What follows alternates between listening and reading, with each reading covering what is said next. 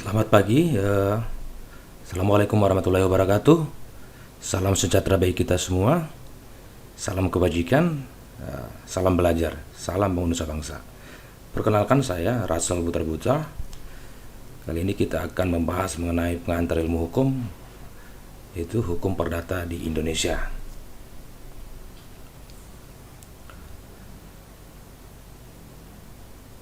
Apa itu hukum?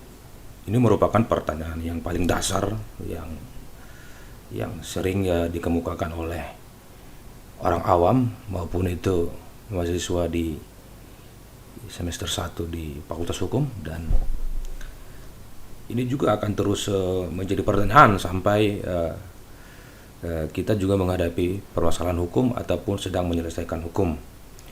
Karena bagaimana juga hukum itu adalah yang hidup di masyarakat.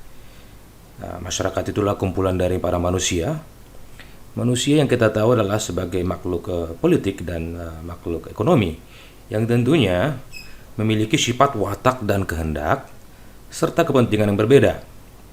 Ini terkadang serta sepadan dengan sifat dan kehendak kepentingan manusia lain.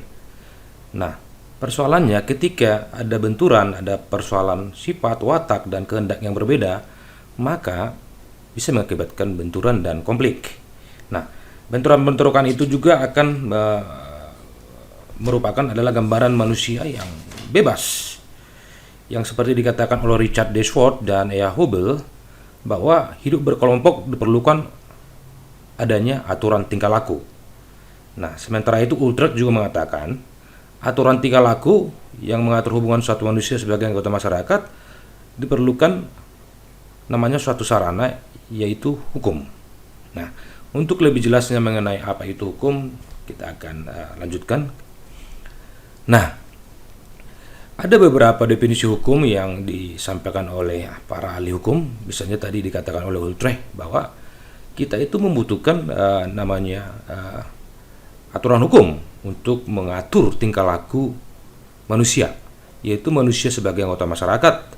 Jadi sehingga ada tataran yang jelas, aturan yang jelas antara hubungan seseorang dengan orang yang lainnya di dalam masyarakat. Sementara itu Mewison mengatakan bahwa ini sangat klasik ya, bahwa hukum itu sebenarnya sangat kompleks, tidak gampang untuk mendefinisikan hukum. Karena kenapa? Dia itu masuk di dalam tataran filsafat hukum dan juga teori hukum yang sangat sulit ditarik kesimpulannya. Itu menurut Mewison. Sementara itu menurut Surjono Sukanto dan Purnadi Pubacaraka bahwa hukum itu bisa dikatakan juga sebagai ilmu pengetahuan. Kemudian hukum itu juga bisa dikatakan sebagai suatu disiplin. Kemudian hukum juga bisa dikatakan sebagai kaedah. Kemudian juga hukum bisa dikatakan sebagai tata hukum. Dan hukum juga bisa dikatakan juga sebagai petugas. Nah, artinya ini hukum bisa digambarkan dari tata cara petugas melaksanakan hukum.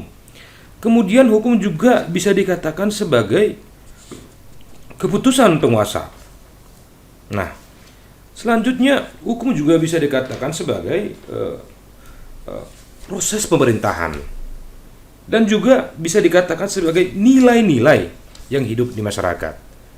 Nah, kemudian kita akan menarik kesimpulan di sini bahwa ternyata hukum itu sungguh luas sekali kajiannya. Oleh karenanya, sudah merupakan konsekuensi hukum atau konsekuensi logis apabila tidak dapat dibuat suatu definisi hukum yang tentunya dapat memuaskan semua pihak. Karena kembali ke tadi bahwa manusia itu tadi memiliki tujuan yang berbeda-beda dan perilaku serta tata cara dan kebiasaan dalam yang berbeda-beda juga.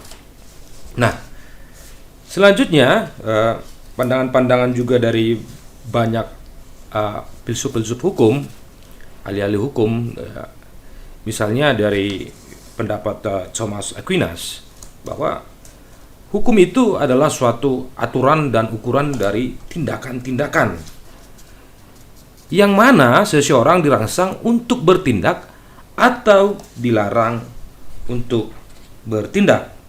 Nah, Aquinas inilah seorang filsuf yang berasal dari Italia, yang dilahirkan di tahun 1225 di Roccasecca, Italia. Nah, beliau ini adalah menggabungkan prinsip-prinsip teologi dan iman dan prinsip-prinsip filsafat akal. Aquinas mendapat salah satu posisi tertinggi dari filsuf abad pertengahan. Aquinas juga menjadi pemimpin dari Gereja Katolik Roma dan seorang penulis yang produktif. Aquinas ini meninggal di tahun 1274 di Biara Kristesiun di Passanova dekat Terracina Latium, negara bagian Faval, Italia. Ini luar biasa, Thomas Aquinas. Kemudian dari Aristoteles juga, seorang filsuf Yunani kuno, mengatakan bahwa hukum itu adalah hal yang berbeda dari apa yang mengatur dan mengekspresikan bentuk dari konstitusi.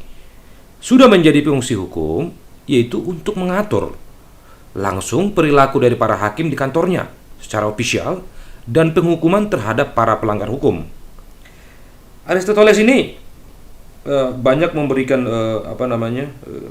pembaruan ataupun pemikiran di bidang filsafat hukum, karena beliau juga mendirikan sekolah khusus di Lyceum di Athena, yang mana dia menghabiskan sisa hidupnya untuk mengajar dan menulis. Beliau meninggal di tahun 322 setelah Masehi di Chelsea, Eubea, Yunani. Nah, Aristoteles ini adalah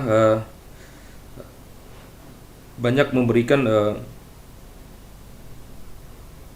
pandangan-pandangan hukum yang atau filsafat hukum yang mengkaji mengenai apa itu hukum dan bagaimana hukum itu bekerja.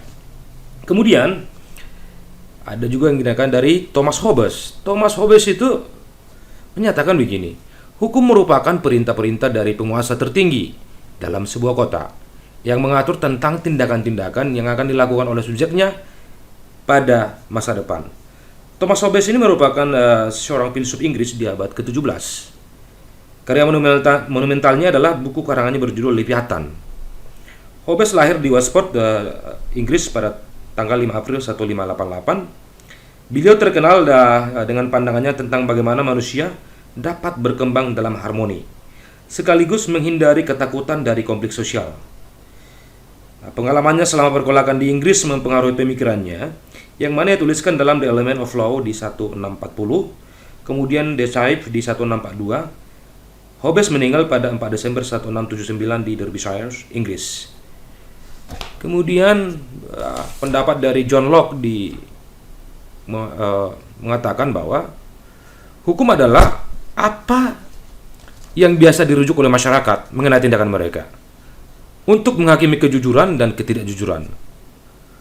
Dan menurut beliau, Locke, terdapat 3 jenis hukum, yaitu hukum agama, hukum negara, hukum opini atau reputasi. Hukum agama menilai tindakan mana yang berdosa dan tidak bersalah. Sementara hukum negara menilai mana yang tindakan kriminal dan mana yang tidak bersalah.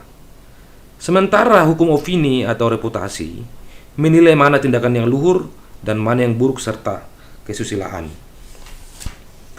Selanjutnya, pendapat dari Immanuel Kant bahwa hukum itu adalah keseluruhan dari kondisi-kondisi yang mana permintaan pribadi dari seseorang dapat digabungkan dengan permintaan pribadi dari orang lain sesuai dengan hukum tentang kebebasan. Kemudian John Austin mengatakan bahwa hukum adalah seperangkat aturan,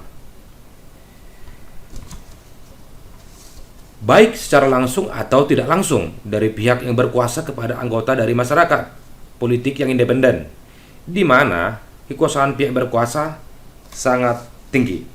Nah, John Austin itu merupakan ahli hukum dari Inggris yang lahir di 30 Maret 1790 di Creating Mill, Suffolk, Inggris.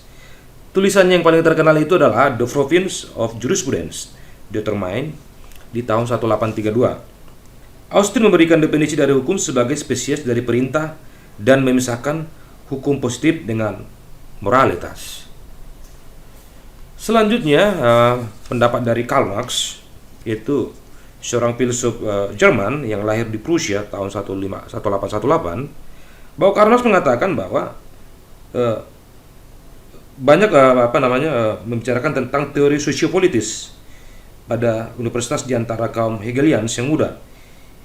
Nah, Karl Marx mengatakan begini: hukum adalah suatu pencerminan hubungan umum ekonomis dalam masyarakat dalam suatu tahapan perkembangan tertentu.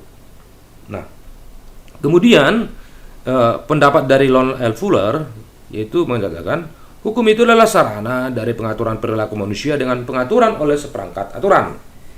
Lon Fuller merupakan seorang juris dari Amerika. Fuller lahir di Texas tahun 1906. Ya, beliau meninggal di Munich, Jerman di umur 75 tahun. Karya monumental dari Fuller itu adalah The Morality of Law. Kemudian kita akan berbicara tentang Hans Kelsen. Hans Kelsen itu seorang filsuf yang sangat terkenal tentunya di Indonesia karena banyak membicarakan tentang teori perundang-undangan. Nah, Hans Kelsen itu menyatakan bahwa hukum adalah sebuah perintah memaksa dari perilaku manusia. Ia merupakan norma utama yang menetapkan sanksi. Hans Kelsen itu adalah seorang filsuf hukum, guru ahli hukum Amerika Serikat yang lahir di Praha, Austria-Hungaria, atau sekarang menjadi Republik Ceko, pada tanggal 11 Oktober 1881. Kelsen itu dikenal sebagai penemu salah satu aliran positivisme dalam hukum yang dikenal dengan teori hukum murni. Ya, ini banyak kita pakai di Indonesia. Nah, sekarang kita masuk ke penggolongan hukum.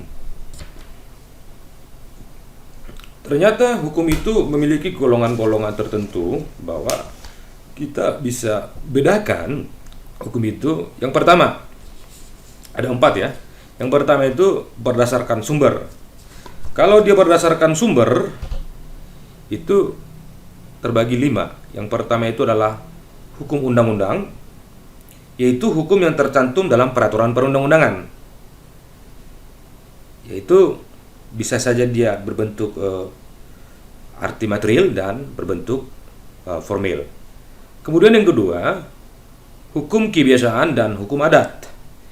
Hukum kebiasaan dan hukum adat itu mencerminkan terhadap ketentuan-ketentuan kebiasaan dan ketentuan-ketentuan adat istiadat yang diyakini oleh atau dipatuhi oleh para anggota dan penguasa masyarakat. Hukum kebiasaan dan hukum adat merupakan hukum yang tidak tertulis. Sebagian dari hukum adat dapat menjadi hukum tertulis setelah adanya putusan dari fungsionaris hukum yang berwenang, yaitu hakim, pengetua-pengetua adat, kepala desa, dan lain-lain yang diturunkan baik dalam sengketa maupun di luar sengketa. Sudikno Martokusumo misalnya mengatakan bahwa kebiasaan merupakan tindakan menurut pola tingkah laku yang tetap, ajak, lazim, normal atau adat dalam masyarakat atau pergaulan hidup tertentu. Sementara Vitar Mahmud Marzuki berpendapat bahwa sebenarnya yang menjadi sumber hukum bukanlah kebiasaan, akan tetapi hukum kebiasaan. Yang ketiga, kita akan membahas hukum traktat. Hukum traktat itu yaitu hukum yang diadakan oleh negara-negara berdasarkan suatu perjanjian. Hukum traktat dapat juga dikatakan sebagai hukum tertulis. Hal ini merupakan konsekuensi logis dari azas facta sunt servanda, yang berarti bahwa perjanjian mengikat para pihak yang mengadakannya, atau dalam arti yang lain, perjanjian itu harus ditepati. Ada banyak contoh traktat-traktat yang di Indonesia, misalnya tentang IATA, yaitu perjanjian tentang perdagangan bebas di Asia Tenggara, dalam hal ini ASEAN. Kemudian juga kita banyak menandatangani yang namanya perjanjian penghindaran pajak berganda misalnya, atau double tax treaty agreement atau tax treaty. Selanjutnya di yang keempat kita bicara hukum jurisprudensi. Hukum jurisprudensi itu berbentuk karena keputusan hakim. Jurisprudensi sebagai istilah teknik di Indonesia sama artinya dengan jurisprudensi dalam bahasa Belanda dan bahasa Prancis, yang artinya peradilan tetap atau hukum peradilan. Jika suatu norma dalam putusan hakim selalu diikuti dengan perkataan lain, bahwa jurisprudensi itu mengikat terhadap putusan yang akan datang atau yang akan ada. Menurut pandangan aliran responding, yaitu penemuan hukum, jurisprudensi dianggap penting karena meskipun dalam proses penegakan hukum, hakim terikat pada undang-undang, Namun hakim juga memiliki kebebasan untuk menyelaraskan undang-undang dengan kebutuhan zaman atau inovasi hukum. Memang ketika kita berbicara civil law seperti di Indonesia, inovasi hukum itu sangat sulit kita buat, berbeda dengan seperti di sistem hukum yang common law. Mereka banyak menggunakan jurisprudensi untuk menemukan hukum ataupun menyelesaikan persoalan hukum di masyarakat. Tetapi kita di Indonesia sangat terikat kali dengan mazhab positivism, yaitu hukum yang tertulis atau hukum yang udah sah, karena kita banyak berbicara masalah kepastian hukum. Nah, ini bentuk perbedaan mengenai jurisprudensi di Indonesia maupun di negara lainnya. Kemudian yang kelima, kita bicara hukum ilmu, yaitu hukum yang pada dasarnya berupa ilmu hukum yang terdapat dalam pandangan-pandangan para ahli hukum. Yang terkenal atau dan sangat berpengaruh. Ini atau sering dikatakan juga para scholar atau para ahli hukum atau yuris yang banyak memberikan pandangan-pandangan hukum yang bisa membantu untuk menyelesaikan persoalan hukum di masyarakat. Kemudian kita akan berbicara yang kedua, penggolongan hukum berdasarkan isinya. Nah, berdasarkan isinya itu dibagi atas dua, yaitu hukum publik dan hukum private. Nah, hukum publik ini yaitu mengatur kepentingan-kepentingan umum dan kepentingan-kepentingan publik. Di Indonesia, oleh Sujono Jodisworo mengatakan, ini istilah hukum imperatif dalam hukum fakultatif, yaitu perbedaan hukum berdasarkan isi kepentingan yang diatur. Perbedaan keduanya itu mendapat banyak penjelasan dari para ahli hukum yang menekankan bahwa inti dari pembedaannya berkisar pada sifat dan isi hukum tersebut, yang mana dalam hukum imperatif sifatnya memaksa dan wajib dipatuhi tanpa terkecuali, sedangkan hukum yang fakultatif hanya bersifat melengkapi dan dapat dikesampingkan apabila para pihak menghendaki. Contoh dari hukum publik itu hukum pidana, hukum administratif, hukum tata negara, hukum internasional, yang mana semuanya wajib dipatuhi oleh semua pihak tanpa terkecuali. Sehingga sifat dari peraturan itu bersifat memaksa atau imperatif. Kemudian yang kedua itu adalah contoh hukum hukum private. Hukum private itu yaitu mengatur kepentingan-kepentingan khusus atau kepentingan-kepentingan private atau secara perdata. Contoh dari hukum private itu adalah hukum perdata dan hukum dagang, yang mana isi dan peraturannya hanya bersifat melengkapi dan dapat dikesampingkan oleh para pihak apabila memang para pihak menghendaki. Misalnya dalam hal perjanjian jual beli, para pihak boleh saja mengesampingkan aturan hukum yang telah ditentukan oleh KUH Perdata apabila memang para pihak tersebut menghendaki. Sehingga berdasarkan isinya, sifat dari hukum demikian adalah tidak memaksa atau sekedar melengkapi atau fakultatif. Kemudian yang ketiga, kita akan berbicara masalah penggolongan hukum berdasarkan tempat dan waktu berlakunya. Yang pertama, berdasarkan tempat, itu terbagi tiga. Yang pertama itu adalah hukum nasional, yaitu hukum yang berlaku dalam suatu negara. Kemudian yang kedua, hukum internasional, yaitu hukum yang mengatur hubungan hukum dalam dunia internasional.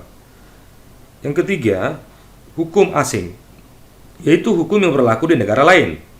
Berdasarkan waktu berlakunya, hukum juga dapat digolongkan menjadi tiga bagian. Yang pertama disebut dengan ius constitutum.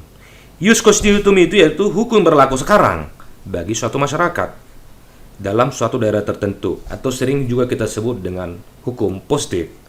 Yang kedua, ius constituendum.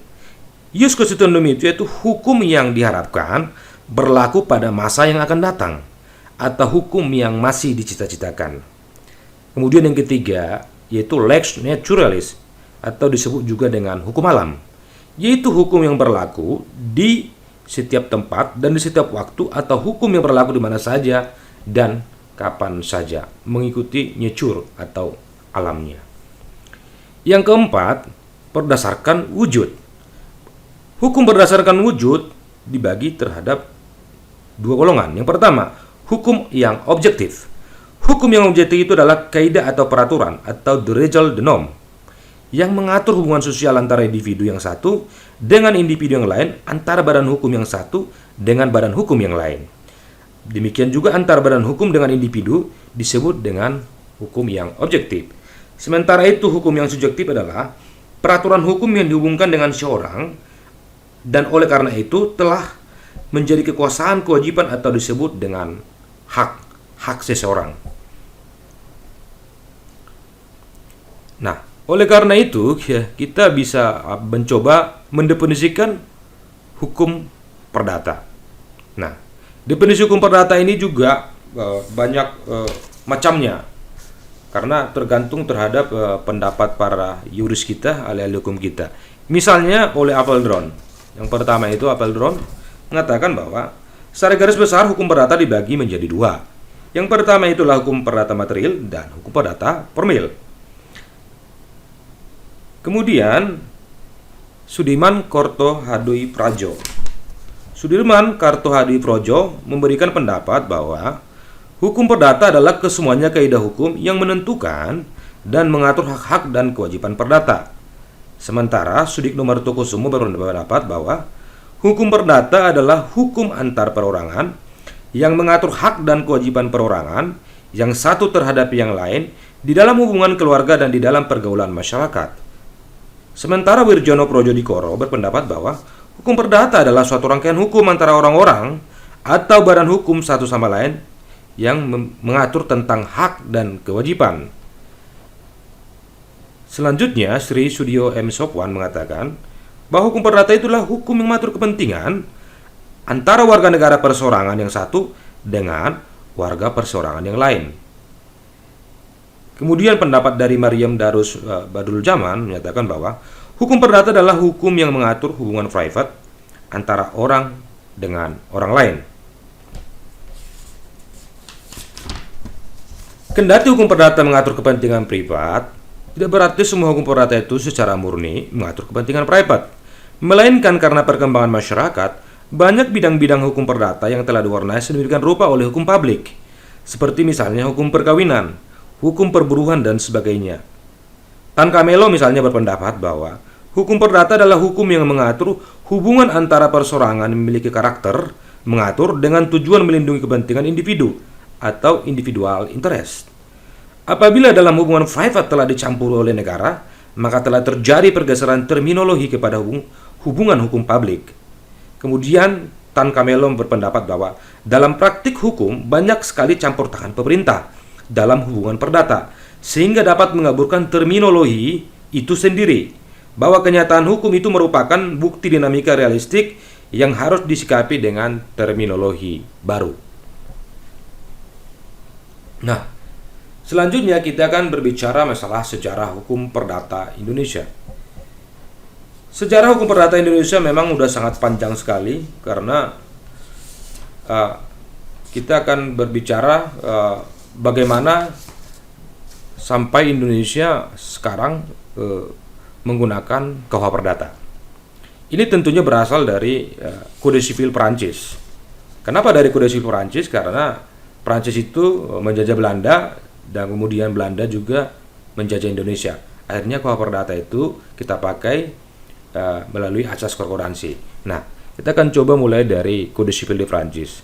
Nah, hukum perdata Belanda juga berasal dari perdata Prancis yang disusun berdasarkan hukum Romawi, yaitu dari Corpus Juris Civilis, yang pada waktu itu dianggap sebagai hukum yang paling sempurna.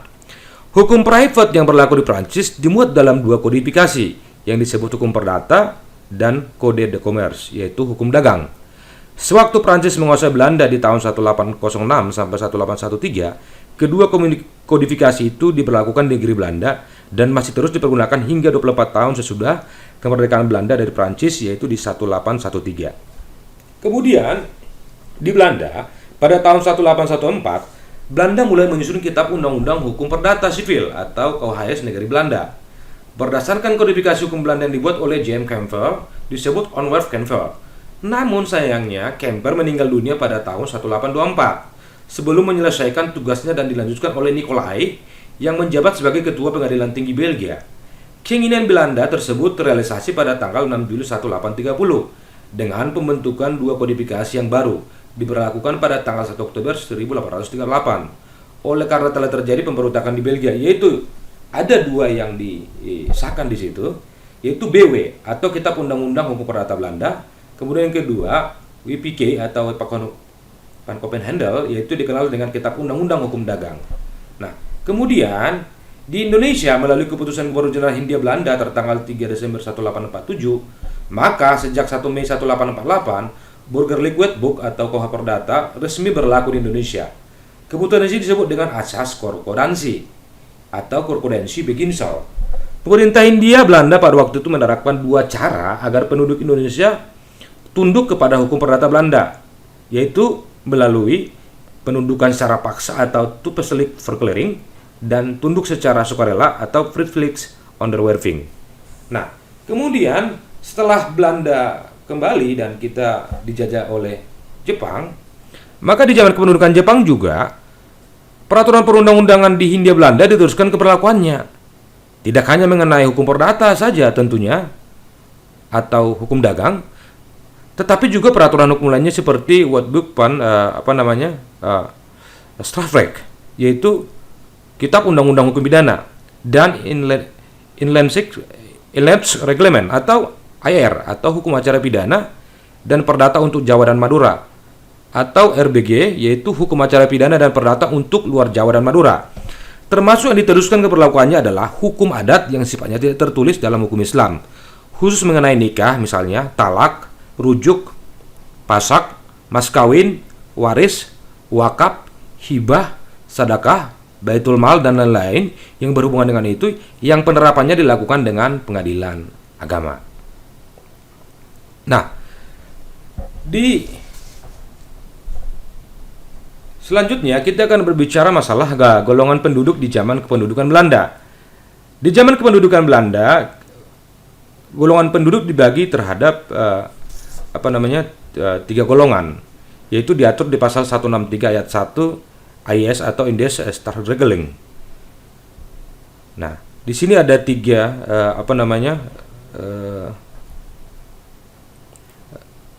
golongan penduduk, yaitu yang pertama golongan Eropa, Bumi Putra, dan Timur Asing. Nah, ketika kita bicara Eropa, misalnya di golongan Eropa, yaitu diatur di pasal 163 ayat 2 AIS, bahwa golongan Eropa itu terdiri dari semua warga negara Belanda, kemudian bukan warga negara Belanda tetapi orang berasal dari Eropa, kemudian semua warga negara Jepang. Selanjutnya, orang yang berasal dari negara lain yang hukum keluarganya sama dengan Belanda. Kemudian yang terakhir yaitu golongan dari keturunan mereka yang disebut di atas. Selanjutnya golongan Bumi Putra, yaitu yang diatur di pasal 163 ayat 3 AIS. Yang pertama, orang-orang Indonesia asli yang tidak pindah ke golongan lain. Kemudian yang kedua, mereka yang semua termasuk golongan lain lalu membaurkan dirinya ke dalam golongan Indonesia asli. Selanjutnya yang ketiga yaitu golongan Timur Asing yang diatur di pasal 163 ayat 4 AIS. Yang pertama yaitu golongan Timur Asing Tionghoa, yaitu yang berasal dari China. Kemudian yang kedua, golongan Timur Asing bukan Tionghoa, yaitu yang berasal dari Arab, India, dan lain-lain. Memang sekarang golongan penduduk ini sudah dihapus, yaitu melalui keputusan dari Presidium Kabinet nomor 31 garing U garing 12 tahun 1966 yang telah diinstruksikan oleh kepada Menteri Kehakiman dan seluruh pencatatan sipil di Indonesia agar tidak lagi menggunakan ketentuan AIS ini dalam pencatatan kependudukan di Indonesia, dan tentunya diperkuat dengan adanya Undang-Undang nomor 12 tahun 2006 tentang kewarganegaraan. Selanjutnya kita akan berbicara sistematika hukum perdata. Sistematika hukum perdata itu dibagi terhadap 4 buku. Buku pertama membahas tentang orang, yaitu Van Versen. Buku ini memuat tentang hukum persorangan dan hukum kekeluargaan. Buku pertama ini terdiri atas 18 bab. Yang kedua, yaitu tentang kebendaan. Buku 2 ini mengatur tentang hukum benda dan waris. Buku kedua ini terdiri dari 21 bab. Sementara buku 3 yaitu berbicara tentang perikatan. Buku 3 ini mengatur tentang hukum harta kekayaan. Buku ketiga ini terdiri dari 18 bab. Yang keempat yaitu tentang pembuktian. dan daluarsa, panwewis ayan per jaring.